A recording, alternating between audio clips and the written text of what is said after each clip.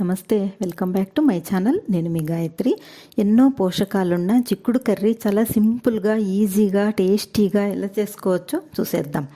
ముందుగా చిక్కుడు ఇలా సన్నగా కట్ చేసుకొని ఒక గిన్నెలో వేసి చిక్కుడు మునిగేంత వరకు నీరు పోసి స్టవ్ పై పెట్టి లో ఫ్లేమ్లో 10 నిమిషాల పాటు ఉడికించుకోవాలి.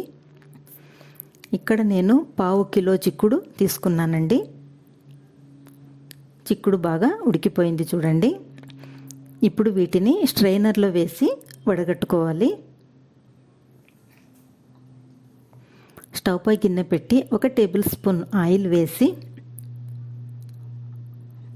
ఆవాలు, పచ్చిశనగపప్పు, ఉద్దిపప్పు, కరివేపాకు అన్నీ దోరగా వేగాక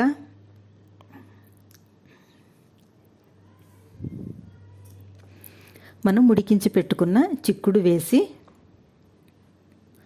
1/2 టీ స్పూన్ పసుపు, 1/2 table spoon salt, 1/2 table spoon కారం, 1/2 టేబుల్ స్పూన్ షుగర్ వేసి బాగా కలపాలి. షుగర్ వేయడం వలన టేస్ట్ అనేది పెరుగుతుంది. చిక్కుడు, గోరు చిక్కుడు వీటికి కొంచెం కసురు ఎక్కుతుందన్నమాట. అందువల్ల షుగర్ వేస్తే టేస్ట్ చాలా బాగుంటుంది. అన్నీ కలిపి 5 నిమిషాలు మూత పెట్టి ఉడికించాలి.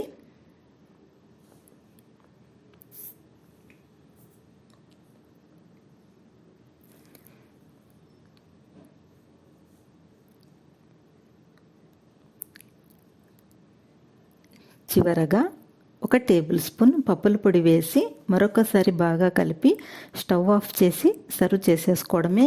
ఈ కర్రీ ఈ మెథడ్లో చేస్తే రైస్, రోటీ, చపాతీ ఎందులోకైనా చాలా టేస్టీగా ఉంటుంది. మీరు కూడా ఇలా ఒకసారి ట్రై చేసి చూడండి. చాలా అంటే చాలా బాగుంటుంది. మరొక సింపుల్ అండ్ టేస్టీ రెసిపీ కోసం గాయత్రి కృష్ణ యూట్యూబ్ ఛానల్ను సబ్స్క్రైబ్ చేసుకోండి. మరొక సింపుల్ రెసిపీతో మళ్ళీ కలుద్దాం. Thanks for watching.